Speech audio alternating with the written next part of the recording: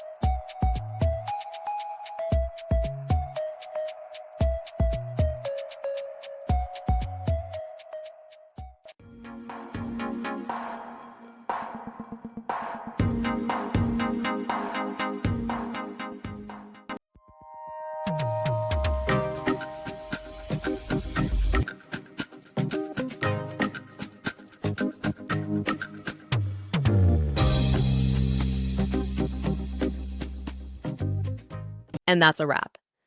I hope you found the answer you were looking for. If you did, take a second to hit that subscribe button. It really helps out. And let me know in the comments which solution worked best for you.